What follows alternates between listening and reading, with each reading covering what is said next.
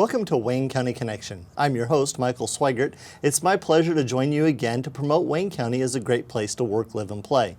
We do that each month by connecting you, our viewers, with our guests and the agencies and activities that they represent that are doing just that, promoting Wayne County as a great place to work, live, and play. And as always, we encourage you to do your part to get involved. You can do that by visiting our website at waynenet.org/cc, or you can find out more information about today's program and about past programs, and about ways to share the program with people outside of the local county by viewing online as a courtesy of WCTV. We really appreciate those of you that do share our program outside of Wayne County, to encourage people to come and visit, to find out what's going on here, and to benefit from the things that are making Wayne County a great place to work, live, and play. Here as we come toward the end of winter in the middle here, and we have the meltdown happening in Richmond, and there are some other outdoor events and indoor events that are happening right now throughout our communities that would be great to get involved with socially. But there are also some things that are happening that you may not see socially in social calendars. There are new businesses starting. There are businesses that are expanding, and there are those of you that have New Year's resolutions that you may be getting a little bit weak on right now, and believe it or not, there are people in our communities who are willing to help you with those resolutions, whether they be health related, maybe they're service related, maybe you decided you wanted to get more involved in a community somewhere, maybe helping an at-risk population by serving in a volunteer capacity, or maybe you've decided that you want to grow or start a new business here in Wayne County, and we can help you with that. And there are a lot of other people in our communities that are wanting to encourage you and help you do just those things, because all of those people getting involved together in community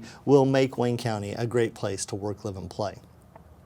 Part of the function that we have here at Wayne County Connection also is connecting you, our viewers, with the individuals that make up Wayne County government. And today we're going to continue that with Meet Your Wayne County Prosecutor. I have with me today Mike Shipman, Prosecutor at Wayne County. Mike, thanks for joining me. Thanks for having me, Michael. I appreciate it. Hey, we were talking before the show that we've seen in these chairs before, and we've interviewed each other. I've talked with you on the program before, and we talked about, we have kind of a same history. You've been in your job a little bit longer than I've been privileged to host this show, but let's start, for those that may not know you, with a little bit of introduction and background about yourself. So tell us a little bit about yourself and how you got to be the prosecutor. Sure. Well, I grew up in Mitchell, Indiana, and went to high school there, graduated in 1989, and then did my undergraduate work at Indiana State University and majored in criminology. So I had an interest in crime early in my career, and in fact, I think in high school I even attended an Indiana State Police career camp because I was thinking about going into law enforcement.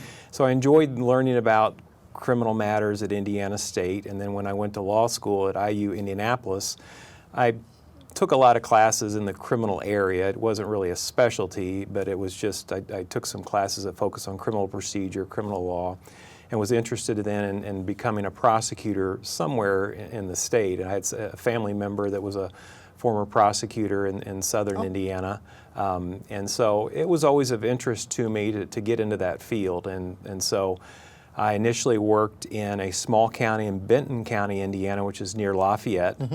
For a couple of years, and then in 1999 I came to Wayne County, and I worked under David Colger, who's now the judge of Wayne Circuit Court, and I worked a few years for him as a deputy, and then 2003 was promoted to chief deputy, and then in 2005 David Colger then was appointed to the Circuit Court judge position, and then I was appointed by the local party, Republican Party, to fill his spot, and so I've been the elected since 2005, and so this is beginning my, I guess, fifth official term, so even though one term early on was a half of a term. So, so that's what I've done. I live over in Centerville, and made this my home since that time, and I like living there. I've got a little home over there that I enjoy, and enjoy being with my children, doing other outdoor activities with them. So, small town Indiana boy, but came to Richmond and have made this your home here in Wayne County, Centerville, for better than 20 years now at this point. Yeah, it's always interesting to me too, what constitutes a small town in Indiana. You know, my girlfriend is, she grew up in Chicago and has lived in Los Angeles and then Philadelphia. And so Richmond's a tiny town to her, but I grew up in Mitchell, which has 4,000 people. And so, you know, Richmond's actually This is a a large, city. it's a larger city. It really is. And compared to Centerville and Fountain City, it really is. So it all depends on your perspective, whether it's large or small. But most people do consider it a smaller town that I do interact with. Well, it's kind of a small community. I've really liked Richmond and Wayne County as a place, and when you talk about the population density and all of the intersecting transportation opportunities that we have here. I mean, we have the interstates going through, we have north-south roads, we have railroads and so forth. Way back in the day, it was a center for canal commerce here in Wayne County. It's kind of an intersection space as well, and that allows us some benefits of having some opportunities that bigger communities, Dayton and so forth, have, but also has some of the problems. Right. And we'll talk a little bit about those because unfortunately that's kind of where you are with being the prosecutor and dealing with some of the negative aspects that go on in Wayne County. And we talk about there's two ways to look at issues in Wayne County that are either problems or they're opportunities. It's either a problem that we have to solve and get rid of, or it's an opportunity for us to do something better. And so we'll talk about that a little bit. So the prosecutor's office, as I just mentioned, a lot of times deals with negative aspects, but there are also positive things. People may wonder why we're talking about the prosecutor's office promoting Wayne County as a great place to work, live, and play. Let's talk about just an overview of what the prosecutor's office does, and then talk about some of the ways, in addition to prosecuting crime, that you make an impact in our communities. I mean, I'll describe generally. Each county has a prosecuting attorney that serves the entire county, including all law enforcement agencies within that county. And so law enforcement agencies are typically going to do the investigation. They're going to gather the facts, talk with the witnesses. But all of those cases, whether it's the state police, Cambridge City Police Department, Richmond, Centerville, whichever police agency, IU East, they gather up the information, they submit it to us. And so ultimately the prosecuting attorney has ultimate authority over what laws are enforced within the county. And so a police officer can make an arrest, but a prosecutor doesn't have to file the charge. It depends on whether there's sufficient evidence and some other factors about proceeding. And so the prosecutor's job is to evaluate the case, determine if there's enough evidence, and can we prove this beyond a reasonable doubt, which is a very high standard in the criminal law. It's to an almost certainty. And if you can think about this, Michael, taking 12 random people off the street and trying to convince them beyond a reasonable doubt of anything, it's hard. I mean, it is really a daunting task at times. No, the sky's not blue, it's slate. There's so much division anyway with people, but we basically will take a case and look for corroborating evidence so that a jury can look at it and say, hey, you know what, this guy or this woman committed this crime, and we're really certain of that. And so it's a challenge, but we work with police officers to develop that evidence throughout the county. And so it's a big job. Every arrest comes through the office, and so we process that, and then we get it to the court on the appropriate cases. We've got 6 other attorneys that work with us, 15 support staff, and we do. There's just a lot of different programs that we operate. It's not just everybody goes to prison and that's a prosecutor's job. That's one aspect of it. But trust me, everybody that goes to prison has absolutely earned it. And there's been a lot of steps that we take before that because we want the same results as everybody else. We want people out of the system. We want people to have jobs. We want them to get trained. We don't want them to keep coming back, and so we want to have that opportunity for them. And we really do try to do that with first-time or people that have relatively minor criminal records, because everybody screws up. I've screwed up before. We all do. We've all done things that could get us in trouble, and I understand that. And so since we're all susceptible to that, we do believe in second chances. We believe in helping people get on the right track, but fundamentally it has to be the person that wants it. And if people really truly want to change and do things better in their lives, we'll be advocates for them. But the people that end up in prison, kind of the negative aspect of it, pages of criminal history. These are people that have had the opportunity, they've been given services, they've had breaks in the past, and they've chosen not to take advantage of it. And so you really earn prison. I mean, you do, and it's not the prosecutor that's responsible, it's not the police, and we always get blamed for things that happen like that, especially from family members. It's really easy to incarcerated. Yell at the prosecuting attorney or the judge or the police officer that does the arrest. I think one of the things that you mentioned just now made me think, with my son in particular, he's at that age. He's a preteen. He's trying to develop his independence. Right. And I look at him and I tell him, that I can't make you do anything. I can punish you for doing something I don't want you to do, or I can encourage you to do the things I want to do. But ultimately, the choice about what you do is up to you. Right. I and agree. Yeah. that kind of goes on beyond just a parenting interaction. It's what happens in society too. You as a prosecuting attorney, you can't make someone obey the law. Right. It's your job to enforce the law or to prosecute the law for those people. But you can also look at people and say, I understand that you've broken the law technically, and you deserve punishment for that. Let's see what we can do to help you with that. Right. And there are a couple of programs in particular that the prosecutor's office has for those people who make mistakes. Right. And one of them is the pretrial, the drug diversion program. Right. It's called the Wayne County Pretrial Drug Diversion Program, and it's really a collaboration between our office and the Wayne County Probation Department. The Probation Department deserves the credit for really administering a lot of the day-to-day activities of the program. But it's something that the prosecuting attorney has to initially agree to, because what it involves is it's a program for drug addicts that want to get clean, and it gives them the tools to do that. And what happens is the person is screened. First of all, we want to make sure people that enter the program are serious about it. And if they qualify, then they basically go into, it's almost like a probation period where you have to do all the normal stuff everybody else does as people. We go to jobs. Maybe we don't like it all the time, but we're going to go to jobs. We're going to earn a living. We're going to get clean in some type of program that's out there. We're going to do other conditions. So basically just live a normal, life without engaging in drug activity. And the bottom line is that if the people are serious about it and they really want to get clean, they've got encouragement, they've got tools, and even with people will maybe blow a drug screen or something early in the process, probation still works with them to make sure, hey, you know what, we understand people are going to relapse, keep at it, we try to keep motivating them.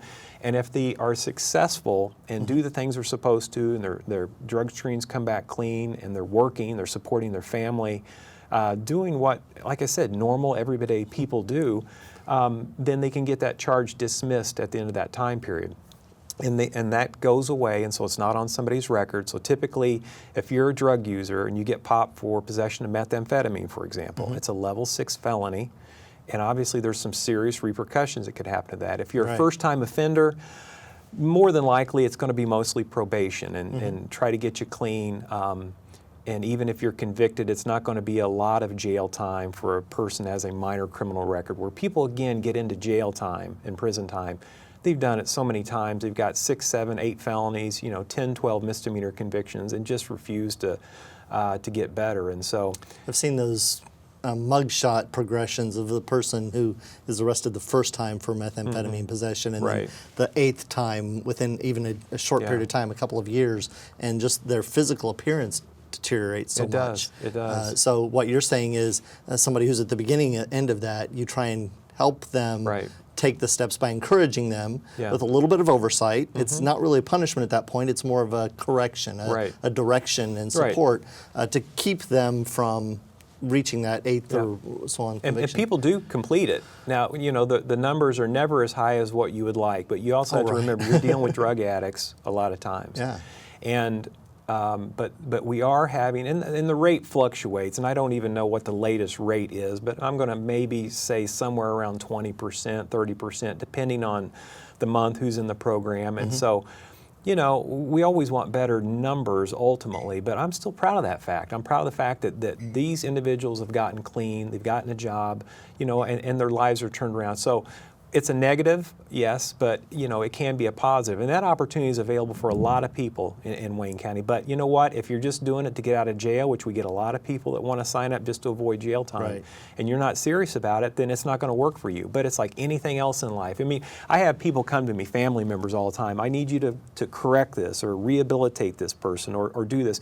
A lot of times that are family members that love somebody and they're at their wits' end, but our ability to rehabilitate somebody is entirely dependent upon what the person wants to do. It's like any other vice that people have: smoking, overweight, junk food. everybody has some type of vice, you know, and obviously drug addiction can be a more powerful vice than some of those other things, but it's still the basic concept is you can tell somebody all day to stop smoking, you know, you can point them in the right direction, but ultimately that person has to choose that. But overwhelmingly, Michael, overwhelmingly, people have, since they were a juvenile, have had services over and over again. And so this whole line that I sometimes hear in Wayne County about, well, it's not his fault because he never had a treatment option, that I don't believe. There's so many treatment options and has been for a long time.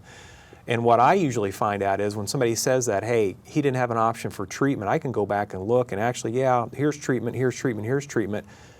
The offender or the drug addict is not telling the family member about these prior instances. And, you know, and the narrative that kind of gets created is what the drug offender is telling the family member, and then that family member is believing, well, he or she is like this because they haven't had an opportunity for treatment or counseling. And then we know from our standpoint, because we do pre-sentence reports, which details a lot of background about somebody, no, they've had plenty of opportunity. They've chosen to not take advantage of it and use those tools to stay clean and sober. They've chosen to get back into that lifestyle, to surround themselves with people. But there are opportunities, and so that is a positive that's from my job, is that yes, addiction's hard to overcome. Is it one of the worst things that a person can go through? Absolutely. But there are plenty of tools, there are plenty of programs. In fact, there are now more programs than there ever been because of the opioid problem that we've been battling. But as I told you prior to the interview, everybody's behind the times in terms of treatment, because the opioid crisis, in my opinion, this is anecdotal evidence, not empirical, but from my experience at the prosecutor's office, peaked probably maybe over a year ago, and then we have started seeing the methamphetamine cases take over to where now, January 2019, I mean, our meth to heroin cases are anywhere from range probably 10 to 1 to maybe 20 to 1. Wow. Meth has exploded. And so while everybody's trying to create problems from the opioid epidemic, and those are very valid and they should continue on, guess what? People are moving past that. They've been moving past it in big numbers for a year. Now you've got a new problem to deal with, and that's the methamphetamine issue, and that's a different animal. You know, instead of people shooting up with heroin, passing out, and they're more lethargic, they're calmer. Now you know, until they get the Narcan, and then they wake up and they're very combative and violent whenever that reaction happens. But for the most part, they're subdued. Methamphetamine is the opposite. It's a stimulant that keeps them up oftentimes for days, and they have psychotic episodes. The hygiene goes away. You've talked about, you know, seeing the progression of people. There's, you know, obviously dental issues, and what we're seeing now, people show up to court oftentimes with the meth sores on the face. And another unusual thing about it is meth used to be smoked primarily, and now they use needles to shoot it up. And so now we have people that used to use heroin and the needles, now they've shifted over to the meth use, and we find this every day. We're charging meth and needle cases, every day. Wow. And so it's just, I'm on my desk right now, probably 6, 7 felony cases that I need to get charged involving meth or needles, just today. So what I'm hearing you say is we've had some long-standing issues. We've had a progression of drug use, and it's shifting. I'm sure we could go back pre-opioid to other narcotics or other drugs that were used and so forth. But underneath all of that, there have been people who have been trying to offer treatment options. And the prosecutor's office has also kind of been involved with that by trying to steer people away from addiction as much as is within your realm, power and so forth. And still we're facing that issue. So there's still ways for people to get involved in the community. But it sounds like one of the ways to get involved is in community, peer-to-peer, you know, reaching out to family members or friends who may be either experiencing some kind of addiction or at risk for falling into an addiction, and help them not get started. Right. That would be one way. That's kind of out of the realm of your purview, but it's within yours to get involved in your community as well. And so I encourage you to do that. And let's shift gears a little bit off of drugs into some other ways that the prosecutor's office makes positive impact in the community. And a lot of it, again, you're dealing with the result of a criminal activity having been committed. And so it's kind of responding to that in a positive way. But there are some programs that you've set up to try and help, especially victims of criminal activity. And there are some in particular, there's one in your office, the Victims Advocates program, and then there are some community partnerships that you have as well. So let's talk about those a little bit and tell people about, there's some bright spots happening. There are, and I know that sometimes it can seem negative, but you know, obviously when a crime happens, I mean, there's no way to put it, it's a bad thing. I mean, somebody's struggling with that, and sometimes people are hurt, but you know, a big part of it is just trying to make people feel comfortable in the process, because it's a government agency. You go to the big courthouse that most people don't go in. You're faced with testifying in court possibly, and some other things that can be kind of daunting. But the victim advocate in our office will initially meet with people and bring them in, get to know them a little bit, explain the services that are available, and there are options. That's the big thing that I would like the people that are watching this to understand, who may have family members that have been victimized by crime. There are options for us to consider, because people don't want a criminal case handled the same way. I'll give you an example. A 7-year-old girl, and this is you know, these can be tough cases. A 7-year-old girl maybe gets battered by dad, or goodness, you know, gets molested. It may seem like the answer is to hammer that person and they go away forever because of the awful thing they've done. And that is the perspective of somebody that may not be familiar with the case or personally invested. But this girl, 7-year-old child, may very well still love her father. And it's a complicated dynamic of, okay, dad did something bad to me. Now, what do we do with it? You know, what from the perspective of the 7-year-old, what does she want to have done? And also with the parent, kind of weigh in on some of those things. You know, because a lot of kids are like, you know, I just want dad to either stop, or I want him to go away, or I don't want to be a part of it. But they don't want to feel like they're responsible for prison or something really bad happening. And that's a complicated dynamic. And so it's not as easy as, okay, you're off to prison for 25 years. Okay, that's an easy response if you're not personally vested in it. But when we bring in the mom or the daughter or whoever it is, we sit them down, we talk with them and say, hey, you know what? We've got a range of options here. You know, it can be a trial, it can be a plea agreement. We can do some kind of combination of jail, maybe prison, maybe home detention, maybe community service, maybe therapy. So a prosecutor has really wide discretion about how a case is resolved. And part of it, I'm sure, depends upon what the actual facts of the case are. Absolutely. What the facts of the criminal activity are, and that has an impact as well. So, so you have ways to help navigate for the victims the entire case, the progression. Just of the to make them case. feel more comfortable initially, and introduce, you know, like they don't know what a prosecutor is necessarily, so sit down and meet with the prosecutor, sit down with the victim assistance coordinator, get to know them a little bit. You know what, we've got children. We're just as human as anybody else in terms of the issues that we face and the struggles that we also have.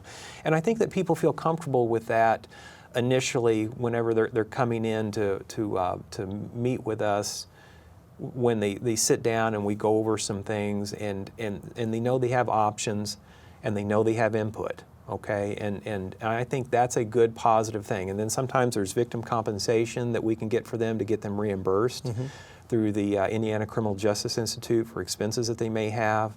But just letting them know, hey, you're involved in this. Here's the range of charges we could file in the case, and you know, letting them be involved and knowing that it's not as bad as what they can imagine in their mind. I'll take people to court, let them sit in the witness stand. I'll let I let a little girl question me the other day. She was the attorney. I was sitting on the stand, and so she asked me, hey, what's my favorite color? Well, my favorite color is this. What's my favorite food?